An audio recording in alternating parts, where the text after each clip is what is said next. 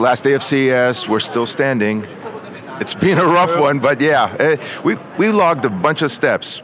I'm here with Reza from X2F. What does X2F do?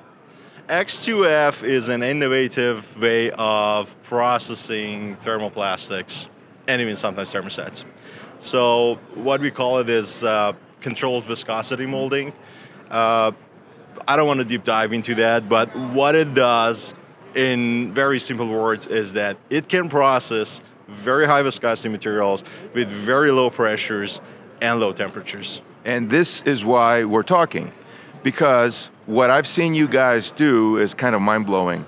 Folks, what these guys do is they can actually, and I'm going to use this word which might not be accurate, encapsulate a computer board. This is an assembled board with all the components on it, and they use Macrolon TC, thermally conductive polycarbonate, which pulls the heat off. Yes, just what is going on with Macrolon TC is that we had very big successful applications with just overmolding the full components prior to this technology. I think that has been very difficult to actually overmold the heat-generating components with a thermoplastic, such a high viscosity that provides thermal performance. Yeah. So the technology of X2F, the controlled viscosity molding, makes it possible so we can actually encapsulate the whole electronic with all the delicate components that generates heat and directly drag the heat out of it. It makes intimate bonds. In multiple fronts is wonderful, like the expansion ratios, the rate of dragging the heat out is great. It's been very successful. Now, the other thing that I've picked up on, which again, I'm not a computer expert, it seals the boards.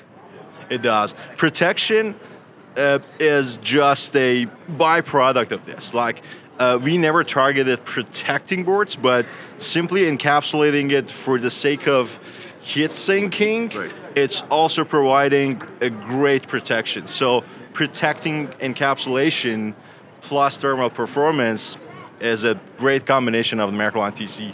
Yeah, and hidden benefits, if you will. Now, we've been talking to a lot of people, we've seen a lot of crazy stuff here, and I am continually reminded that as we move into the future living applications will become smaller, and therefore, they're going to have some challenges, right? Key among them? No, it's just like, we've seen through the CES, tons of applications for wearables. Everything is getting smaller. Everything is now talking AI, very tiny stuff, compact, very high processing capability that generally generates heat. Yeah.